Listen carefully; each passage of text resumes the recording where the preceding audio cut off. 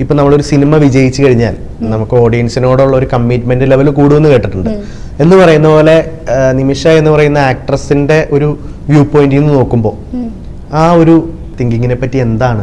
ചേട്ടാ, എന്റെ ആദ്യ സിനിമ മുതൽ തന്നെ എനിക്ക് ഒറ്റൊരു കാര്യം ഉണ്ടായിരുന്നുള്ളൂ, നമ്മൾ ചെയ്യുന്ന വർക്ക് സത്യസന്ധമായിട്ട് ചെയ്യണം. എന്റെ അച്ഛനമ്മ എപ്പോഴും പറയുന്ന ഒരു കാര്യമായിരുന്നു, എന്തെങ്കിലും ചെയ്യുകയാണെങ്കിൽ സത്യസന്ധമായിട്ട് ചെയ്യണം. അപ്പൊ എനിക്ക് തോന്നുന്നു ഞാൻ ആദ്യ സിനിമ തൊട്ട് തന്നെ, എനിക്ക് സിനിമ എന്ന് പറഞ്ഞ എല്ലാമാണ്, അപ്പൊ ആ ഡെഡിക്കേഷനും ആ ഹാർഡ് വർക്ക് തന്നെയാണ് ഞാൻ കൊടുത്തത്.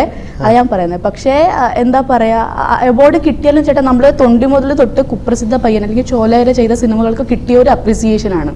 അപ്പൊ ഇനി വരുന്ന സിനിമകൾക്കും കിട്ടട്ടെ, അതിനുവേണ്ടി ഹാർഡ് വർക്ക് ചെയ്യാം. നമ്മുടെ 41-ലെ കഥാപാത്രത്തെ പറ്റി പറഞ്ഞു, 2 ഷെയ്ഡുകളുള്ള, എന്തായിരുന്നു ക്യാരക്ടറിന്റെ പേരെന്താണ് അതില്? ഭാഗ്യസൂയം, ഭാഗ്യകുട്ടി എന്ന് വിളിക്കാൻ. ഭാഗ്യസൂയം, ഭാഗ്യം എന്ന് വിളിക്കും. ഭാഗ്യം എന്ന് വിളിക്കും. ഓക്കെ. അപ്പൊ ഇതിനു മുമ്പ് ചെയ്തിട്ടുള്ള ഒരു ക്യാരക്ടേഴ്സിൽ നിന്നും ഒരു താരതമ്യപ്പെടുത്തുവാണെങ്കിൽ എന്താണ് അതിന്റെ ഒരു സ്പെഷ്യാലിറ്റി? ചേട്ടൻ ചെയ്യുന്ന സിനിമകളെല്ലാം എനിക്ക് തോന്നുന്നു ആർട്ടില്ലേ, സിനിമ എന്ന് പറഞ്ഞ ഒരു ആർട്ടാണ്. അപ്പൊ അതിന്റെ ഒരു വാല്യൂ കൂടണം എന്ന് പറഞ്ഞാൽ അതിൽ നമ്മൾ സോഷ്യലി റെലവെന്റ് ആയിട്ടുള്ള ടോപ്പിക് അല്ലെങ്കിൽ പൊളിറ്റിക്സ് സംസാരിക്കുന്ന സിനിമകളാണെങ്കിൽ എനിക്ക് ഒരുപാട് ഇഷ്ടമാണ്.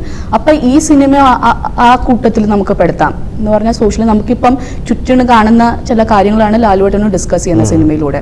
അപ്പൊ അങ്ങനത്തെ സിനിമയുടെ ഭാഗമാവാൻ പറ്റുന്നത്, അപ്പൊ ഞാൻ അത്രമാത്രമാണ് നോക്കുന്നത്, ആ നല്ല സിനിമയുടെ ഭാഗമാവണം.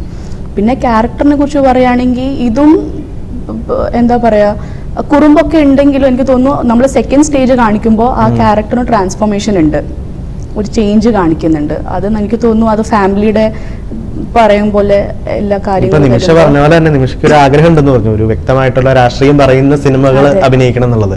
എനിക്ക് തോന്നുന്നു ഇതുവരെയുള്ള ഒരു കരിയർ ഗ്രോത്തിലും അത്തരത്തിലുള്ള സിനിമകളുടെ ഭാഗമാകാൻ സാധിച്ചിട്ടുണ്ടല്ലേ? എങ്ങനെയാണ് ആക്ച്വലി ഈ തൊണ്ടി മുതൽ എന്ന് പറയുന്ന സിനിമ ഓഡീഷൻ വഴി സെലക്ട് ചെയ്തത്? എന്താണ് അപ്പൊ ഒരു അതിലേക്കൊക്കെ നയിച്ചൊരു ബാക്ക്ഗ്രൗണ്ട്? ചെറുപ്പം മുതലേ ഇൻട്രസ്റ്റ് ഉണ്ടായിരുന്നു. എനിക്ക് ഇപ്പോഴും ഓർമ്മയുണ്ട്, ഞാൻ 4th എന്തോ പഠിക്കുന്ന സമയത്ത് അന്തേരിയിൽ ഓഡിഷൻ നടക്കും. ആ സമയത്ത് ഞാൻ ടോംബോയ് പോലെയായിരുന്നു, അപ്പൊ ബോയ്ക്കട്ട് എല്ലായിരുന്നു. അപ്പൊ ഓഡിഷന്റെ പോകുമ്പോൾ സിലക്ട് ആവത്തില്ലായിരുന്നു. പിന്നെ 12th കഴിഞ്ഞപ്പോഴാണ് കുറച്ച് സീരിയസ് ആയിട്ട് നമ്മൾ പറയൂല, ടേണിംഗ് പോയിന്റ് ആണ്. ഇപ്പൊ എല്ലാവരും ചോദിക്കാൻ തുടങ്ങും നമ്മളിപ്പോ എന്താണ് ചെയ്യേണ്ടതെന്ന്.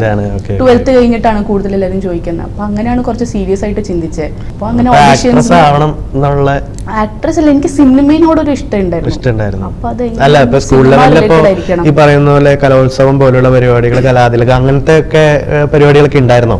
ഞങ്ങൾക്ക് മുംബൈയിൽ അങ്ങനെ ഇല്ലായിരുന്നു ചേട്ടാ, സ്കൂളിലില്ല ഞങ്ങൾക്ക്. അപ്പൊ പിന്നെ അത് സ്കൂളിന്റെ അകത്ത് തന്നെ ഇന്റർ സ്കൂൾ അങ്ങോട്ടും ഇങ്ങോട്ടും സ്കൂൾസ് ആയിട്ടുള്ള പഠിച്ചത് മുംബൈയിലാണ്. കൂടുതലും നാടൻ കഥ